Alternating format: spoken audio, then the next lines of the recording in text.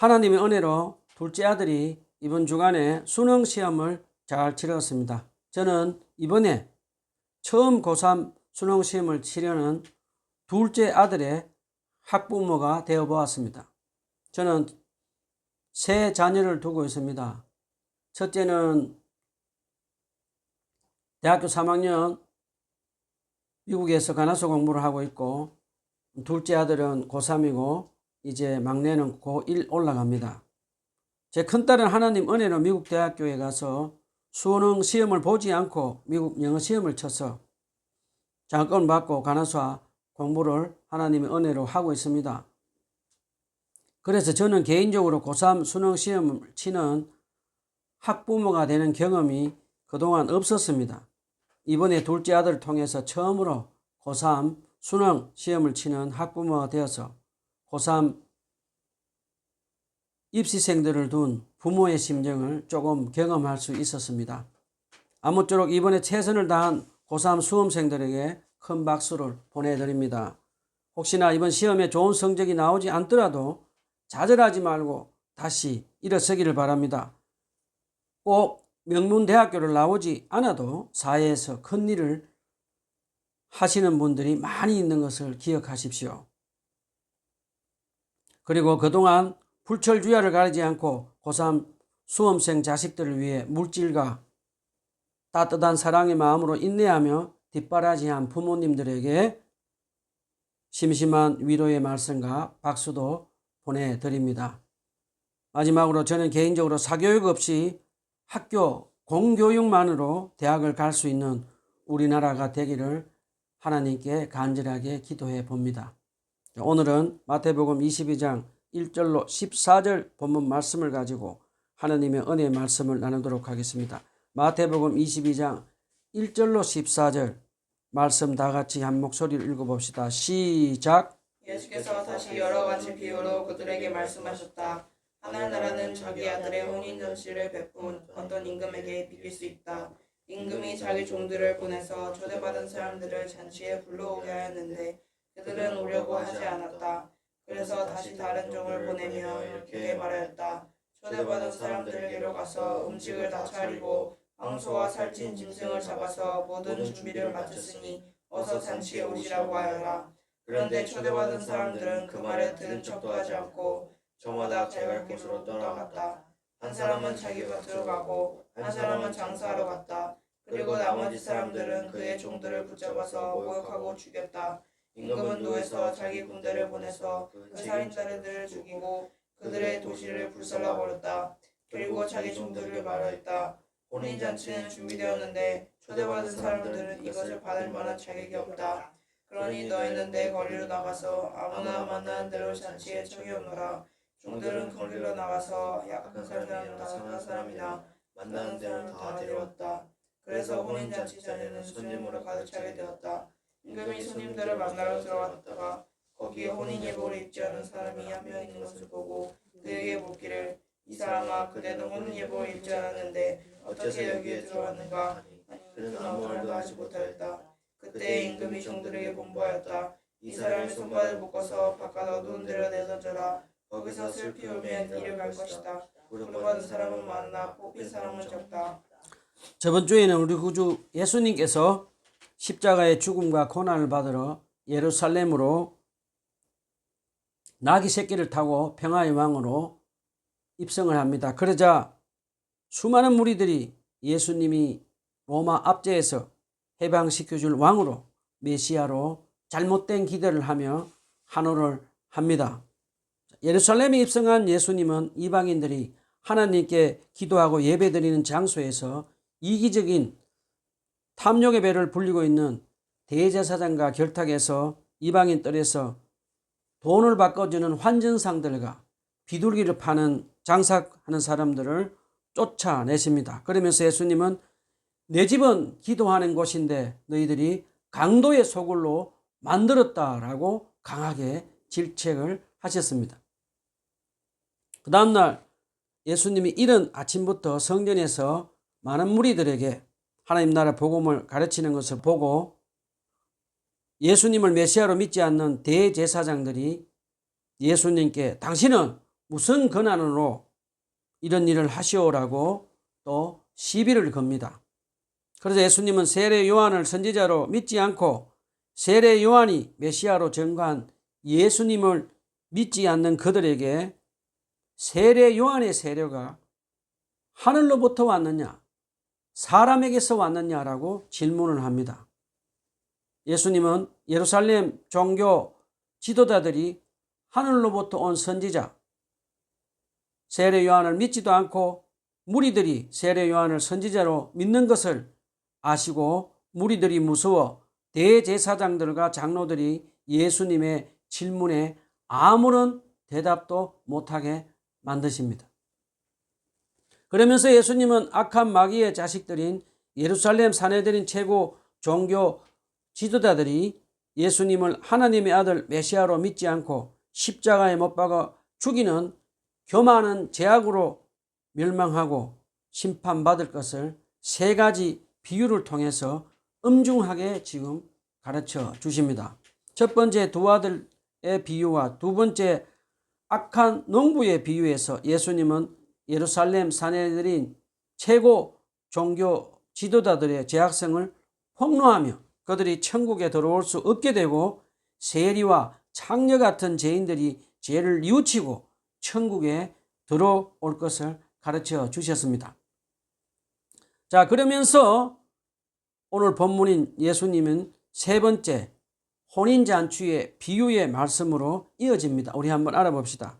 본문 1절로 7절 다 같이 한 목소리로 읽어봅시다. 시작.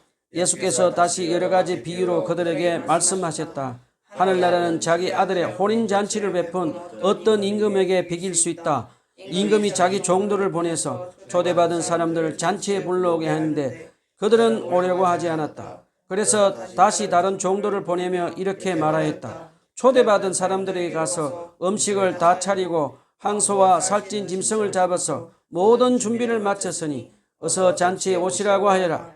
그런데 초대받은 사람들은 그 말을 들은 척도 하지 않고 저마다 제 갈 곳으로 떠나갔다. 한 사람은 자기 밭으로 가고 한 사람은 장사하러 갔다. 그리고 나머지 사람들은 그의 종들을 붙잡아서 모욕하고 죽였다. 임금은 노예서 자기 군대를 보내서 그 살인자들을 죽이고 그들의 도시를 불살라버렸다. 본문 1절로 3절에 보면 예수님은 하늘나라 천국의 왕인 하나님께서 그의 아들 예수 그리스도의 천국 혼인잔치로 비유로 말씀을 지금 하고 계십니다. 우리가 잘 아는 대로 예수 그리스도는 우리의 신랑이고 교회는 신부로 비유하는 것을 요한계시록 21장 9절에 기록되어 있듯이 저와 여러분은 거룩하신 하나님의 아들 예수 그리스도의 거룩한 신부들이 된 것을 기억하며 살아가야겠습니다. 고대 근동지방에서는 임금들이 잔치를 시작하기 전에 종들을 먼저 보내서 미리 손님들을 초청해 놓고 잔치날이 이르면 또다시 종들을 보내서 손님을 인도해서 온다고 합니다. 우리 여기서 잠깐 질문을 한번 해봅시다. 임금님이신 하나님이 보낸 종들은 누구일까요? 구약에서 이스라엘 백성들에게 하나님의 나라와 메시아를 예언한 선지자들입니다. 그리고 신약에서는 회개하라 천국이 가까이 왔다라고 선포하며 예수님을 메시아로 신랑으로 소개한 세례 요한을 가리킵니다. 자, 그런데 본문 3절로 4절에 보면 하나님의 선지자이며 종인 세례 요한의 초청에도 불구하고 많은 이스라엘 백성들은 죄를 뉘우치지 않고 하나님의 아들 예수 그리스도의 천국 혼인잔치인 천국 복음의 초청을 거절합니다. 그러자 사랑과 자비가 풍성하신 하나님은 이번에도 포기하지 않고 인내하며 유대인들에게 또다시 천국 혼인잔치에 오순절 성령님이 임한 후에 교회를 세우고 또 다른 종들인 사도들을 보내서 그들을 초청합니다. 이번에는 하나님은 초대받은 사람들에게 가서 음식도 다 차리고 황소와 살찐 짐승을 잡아서 모든 준비를 마쳤으니 어서 잔치에 오시라고 하라고 유대인들에게 초청을 하십니다. 예수님의 이 말씀의 비유는 하나님은 이번에는 유대인들에게 천국 복음을 믿고 죄에서 구원받고 영적으로 영원히 목마르지 않도록 우리 안에 내주하시는 성령님을 보내주시고 영원한 생명을 주시겠다고 하시는데도 유대인들이 지금 천국을 거절한다고 가르쳐 주십니다. 예수님은 본문 5절에서 하나님의 또 다른 종들인 사도들이 유대인들에게 전한 천국 복음을 거절한 이유를 가르쳐 주십니다. 그런데 초대받은 사람들은 그 말을 들은 척도 하지 않고 저마다 제갈 곳으로 떠나갔다. 한 사람은 자기 밭으로 가고 한 사람은 장사하러 갔다. 라고 말씀하십니다. 예수님은 많은 유대인들이 천국 혼인잔치의 초청을 받고 천국에 들어오는 것을 거절하는 이유가 첫 번째는 천국 혼인잔치를 듣고도 사람들이 무관심하다라고 가르쳐 주십니다. 그 다음에 유대인들 중에 먹고 사느라고 바쁘게 밭으로 가서 일하고 장사하느라고 바빠서 천국에 들어가지 못한 사람들이 있다고 예수님은 말씀하셨습니다. 이 사람들은 누구일까요? 누가복음 18장에 보면 하나님보다 돈을 더 사랑하며 돈을 우상으로 섬기며 예수님의 제자로 살으라고 초청한 것을 거절하며 천국에 들어가지 못한 부자 가난 청년이 있었습니다. 그 다음에 누가복음 16장에 보면 율법을 외적으로만 준수한 공로로 구원받을 수 있다고 스스로 의롭다고 생각하며 세상의 안정과 쾌락을 위해 돈을 좋아했던 바리새인들은 천국에 들어갈 수 없다고 예수님이 가르쳐 주셨습니다. 저는 예수님의 말씀을 곰곰이 묵상해 보면서 유대인들이 천국 복음을 거절하는 이유가 2000년이 지난 지금도 그 이유가 비슷한 것을 배울 수 있었습니다. 아마도 전도를 많이 해본 분들은 2000년이 지난 지금도 예수님의 말씀이 하나도 틀리지 않다는 것을 경험을 했을 것입니다.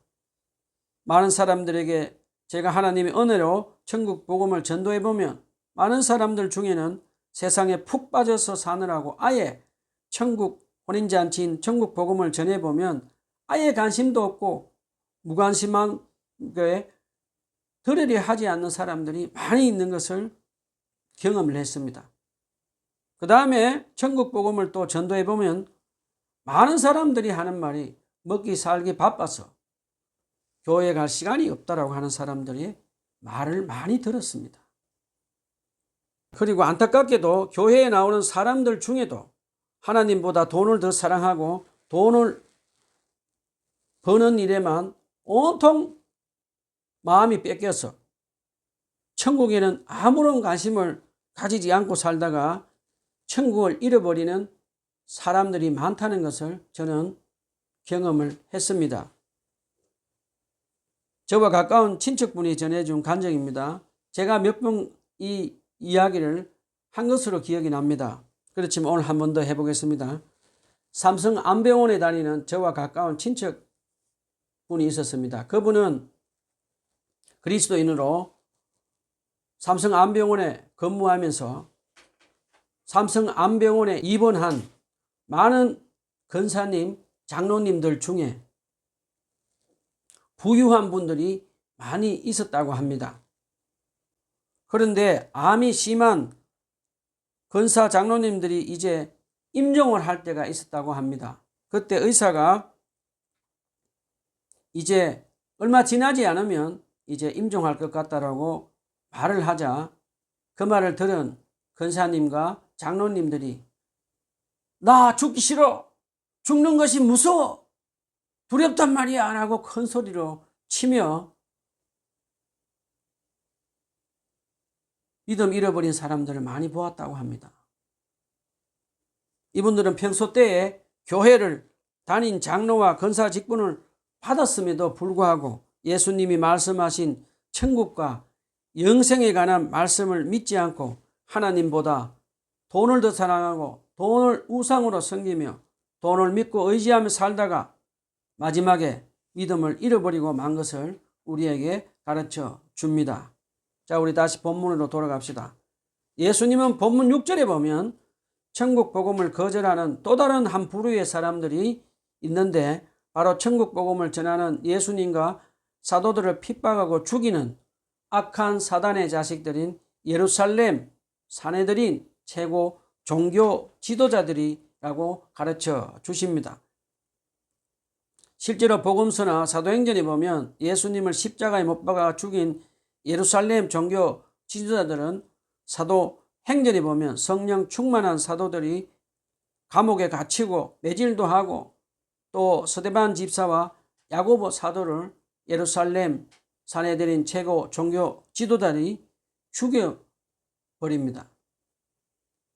스데반 집사와 야고보 사도가 순교를 당할 때는 천국과 부활의 영광을 바라보며 끝까지 믿음 잃지 않고 순교를 당하며 많은 예루살렘 초대교회 성도들도 핍박을 받았습니다. 저와 여러분은 예수님과 사도들이 천국 복음을 전하면서 많은 핍박과 고난을 받았듯이 우리도 천국 복음을 전도하다 보면 사랑하는 가족들에게도 핍박을 받고 사랑하는 이웃 사람들에게도 핍박과 고난을 받는 것을 잊지 말고, 핍박과 고난받는 것을 두려워하지 말고 성령의 능력으로 천국과 부활의 영광을 바라보며 계속해서 하나님 나라의 복음을 전파하며 살아가겠습니다.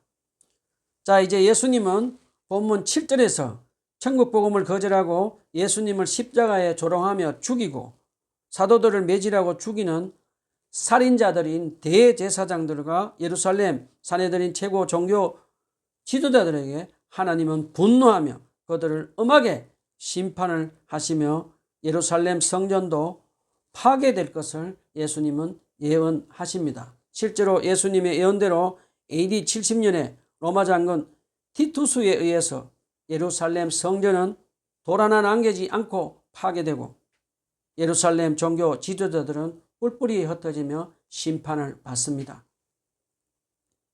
우리 여기서 잠깐 생각을 한번 해봅시다. 사랑과 자비가 풍성하신 하나님은 선민으로 택한 이스라엘 백성들이 1000년 이상을 하나님께 반영하도 인내하시다가 마지막 히든 카드인 하나님의 아들 예수 그리스도를 죽이고 이스라엘 백성들이 교만하게 하나님께 반영하는 것을 보시고 하나님은 이제 유대인들도 아끼시지 않고 그들에게 심판을 행하시는 하나님의 모습을 우리는 꼭 기억합시다. 사랑과 자비가 풍성하신 하나님은 심판의 하나님도 되신다는 것을 꼭 기억하며 신앙생활을 하도록 합시다. 자, 이제 예수님은 유대인들이 거절한 천국 복음이 이제부터는 이방인들인 저와 여러분 같은 사람에게 전해지게 될 것을 말씀하십니다. 우리 다 같이 본문 8절로 10절 다 같이 읽어봅시다. 시작. 그리고 자기 종들에게 말하였다. 혼인잔치는 준비되었는데 초대받은 사람들은 이것을 받을 만한 자격이 없다. 그러나 너희는 내 거리로 나가서 아무나 만나는 대로 잔치에 청해 오느라. 종들은 큰 길로 나가서 악한 사람이나 선한 사람이나 만나는 대로 다 데려왔다. 그래서 혼인잔치 자리는 손님으로 가득 차게 되었다. 자, 이제 하나님은 유대인들에게 전한 천국 복음이 거절되어서 이제부터 유대인을 넘어서 이방인들 중에 넘어갈 것을 가르쳐 주십니다. 예수님의 말씀대로 사도행전에 보면 베드로 사도가 이방인 로마 백부장에게 성령님의 인도를 받고 가서 천국 복음이 전파되고 고넬료와 그의 가족이 물세례와 성령 세례를 받기도 합니다. 그리고 이방인 출신 사람들이 모여서 이방인 교회 안디옥 교회가 세워지며 천국 복음이 이방인들에게 전파되고 저와 여러분 같은 이방인이었던 사람들도 천국 복음을 믿는 하나님의 은혜를 받게 되었습니다. 자, 그런데 본문 9절로 10절에 보면 하나님은 사람의 눈으로 볼 때 악한 사람이나 선한 사람이나 차별하지 않고 데려오라고 이제 파격적인 말씀을 하시는 것을 우리는 볼 수 있습니다. 자, 하나님이 악한 자나 선한 자나 가리지 말고 남녀 차별하지 말라고 많은 사람들에게 데려오라고 종들에게 명령하자. 종들은 사거리에 나가서 악한 자나 선한 자, 여자, 남자, 그리고 세리, 그리고 창녀, 가난한 자, 병든 자, 사람들을 차별하지 않고 모두 초청해서 이제 혼인잔치에는 엄청난 사람들로 가득 차게 됩니다. 이 부분을 가만히 우리가 생각해 보면은 혼인잔치에는 알곡과 가라지가 함께 섞여서 있는 것을 우리는 볼 수 있습니다. 자, 우리 다시 본문으로 돌아갑시다. 본문 11절로 14절 다 같이 읽어봅시다. 시작. 임금이 손님들을 만나러 들어갔다가 거기에 혼인 예복을 입지 않은 사람이 한 명 있는 것을 보고 그에게 묻기를 이 사람아 그대는 혼인 예복을 입지 않았는데 어떻게 여기에 들어왔는가 하니 그는 아무 말도 하지 못하였다. 그때 임금이 종들에게 분부하였다. 이 사람의 손발을 묶어서 바깥 어느 내던져라. 거기서 살피우며 이를 갈 것이다. 부름받은 사람 많으나 뽑힌 사람은 적다. 임금의 명령으로 종들이 나가서 많은 사람들을 혼인잔치에 초대해서 손님들로 가득 차게 참석한 것을 알게 된 임금이 손님들을 만나러 이제 혼인잔치에 참석을 하십니다. 예수님이 지금 말씀하시는 이 대목은 본문 11절에서 말씀하시는 이 장면은 마지막 최후의 심판의 모습인 것을 우리에게 가르쳐 주십니다. 고대 근동 임금들이 행하는 잔치에는 임금이 주는 예복을 반드시 입고 손님들은 참석하는 것이 관례라고 합니다. 그런데 본문 12절에 보면 그 손님 중에 한 사람이 임금이 주는 예복을 입지 않고 혼인잔치에 앉아 있는 것을 보고 임금님은 그 사람에게 혼인 예복도 입지 않고 어떻게 혼인잔치에 참여했냐고 질문을 합니다. 하나님이 말씀하신 혼인잔치 예복은 무엇일까요? 죄를 회개하고 예수 그리스도를 나의 구주로 믿음으로 입게 된 의의 예복 옷을 말합니다. 우리 잠깐 질문을 한번 해봅시다. 왜 이 손님은 임금이 주는 하나님이 주는 예복을 입지 않았을까요? 아마도 예복을 입지 않은 이 손님은 임금이 주는 예복이 자기에게 지급되었음에도 불구하고 의도적으로 입지 않은 것을 우리에게 예수님은 가르쳐 줍니다. 그래서 임금은 지금 예복을 입지 않고 혼인잔치에 참석한 그 사람에게 너는 나에게 모욕을 주는구나 라고 말을 하는 것입니다. 그러면서 임금이 준 예복을 입지 않은 그 사람을 종들을 시켜서 임금은 손발을 묶고 끌어내어 어두운 곳 지옥에 던져버리라고 말씀을 하시고 계십니다. 예수님은 천국 혼인잔치에 초청을 받았지만 반드시 개인적으로 준비해야 하는 혼인 예복이 있는데 그것은 죄를 회개하고 예수 그리스도를 나의 구주로 믿음으로 의롭게 된 예복을 반드시 입어야 하는 것을 예수님은 우리에게 가르쳐 주십니다.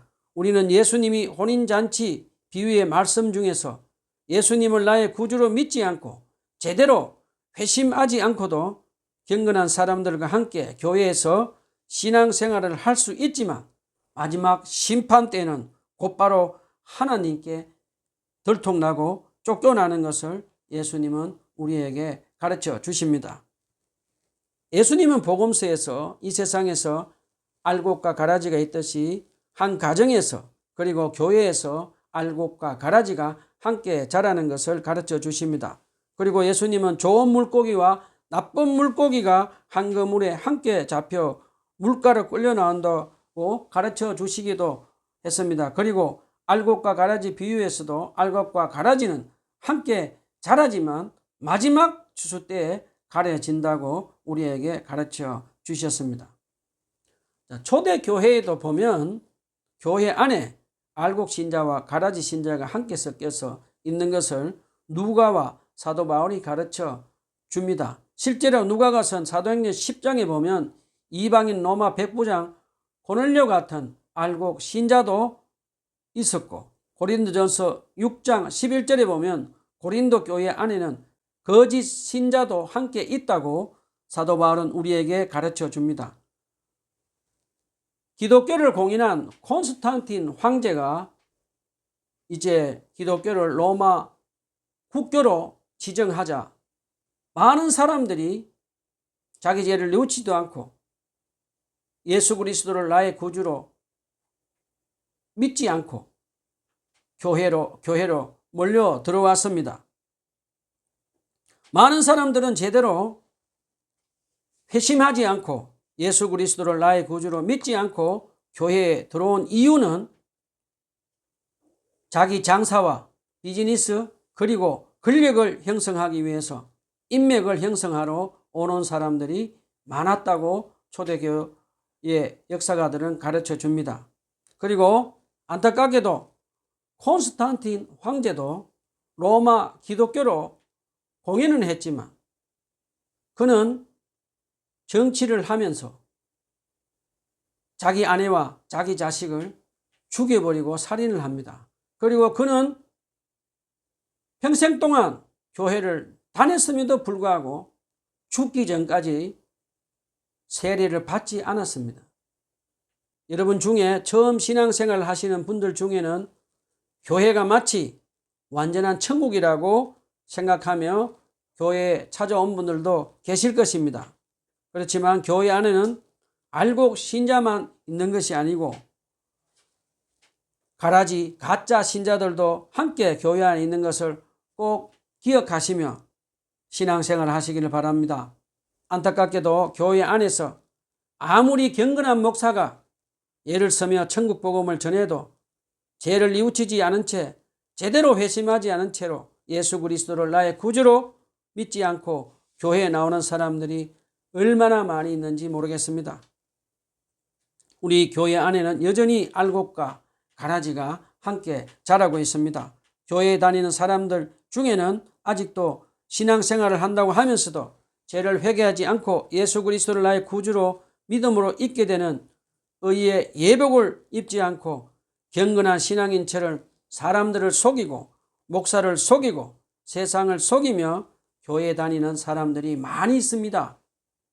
그리고 예수 그리스도를 나의 구주로 믿음으로 의롭게 된 예복을 입지 않고 자기 야망과 영광을 위해서 교회의 비즈니스와 권력을 쌓으려고 인맥을 형성하러 오는 사람들도 안타깝게도 많이 있습니다. 예수님은 끝까지 죄를 회개하지 않고 예수 그리스도를 나의 구주로 믿음으로 의의 예복을 입지 않고 혼인잔치에 참석한 사람은 마지막 심판 때 어두운 지옥에서 슬피 울며 살게 될 것이라고 하신 엄중한 말씀을 우리는 잊지 말고 살아가야겠습니다. 우리 여기서 잠깐 질문을 한번 해봅시다. 여러분 중에 아직도 교회에 다니면서 내 뜻대로 내 이기적인 야망을 위해 살며 나의 죄를 뉘우치지 않고 회개하지 않고 예수 그리스도를 나의 구주로 믿지 않고 의의 예복을 입지 않고 교회 다니시는 분 계십니까? 성령 하나님께서 이 시간 역사하셔서 여러분의 죄를 진심으로 뉘우치고 교회에서 베푸는 세례를 받으시고 성령으로 거듭나시기를 부탁드립니다. 그 다음에 예수 그리스도를 나의 구주로 믿음으로 의롭게 된 예복을 입고 자기를 부인하고 자기 십자가를 지고 주님 뜻에 순종하며 천국에서 영원한 생명을 받아들이는 기쁨으로 사시기를 간절히 부탁을 드립니다. 자, 이제 예수님은 마지막으로 본문 14절에서 부르심을 입은 자는 많으나 택함을 입은 자는 작다고 말씀하십니다. 예수님은 임금이신 하나님이 처음에 손님들을 천국 잔치에 사람들을 초청을 하자 그 초청을 받아들이고 예복을 입고 택함을 받은 사람들은 소수의 사람들밖에 안 된다고 하시는 이 말씀을 여러분 가슴에 꼭 새기면서 사시기를 부탁드립니다. 저와 여러분은 부르심만 받은 많은 사람들처럼 되지 말고 택함을 받은 작은 숫자에 속한 사람들이 다 되었으면 좋겠습니다. 말씀을 정리합시다. 사랑하는 형제자매 여러분, 천국 혼인잔치 초청을 받고도 이기적인 탐욕과 야망으로 가득 찬 예루살렘 종교 지도자들처럼 무관심하게 살지 않도록 조심합시다. 그리고 하느님보다 돈을 더 사랑하고 돈을 우상으로 섬기려고 밭으로 일하러 장사하러 가다가 천국에 들어가지 못한 유대인들처럼 되지 않도록 조심하며 삽시다. 저와 여러분은 늘 죄를 회개하고 예수 그리스도를 나의 구주로 믿음으로 의롭게 된 예복을 입고 마지막 심판 때 주님 보좌 앞에서 기쁘게 주님을 맞이하며 살도록 매일 성경과 기도로 주님과 친밀한 교제를 하며 성령 충만함을 받아서 주님 뜻에 순종하며 성령의 열매도 맺고 성령의 능력으로 천국 복음을 전파하며 살아갑시다. 기도합시다.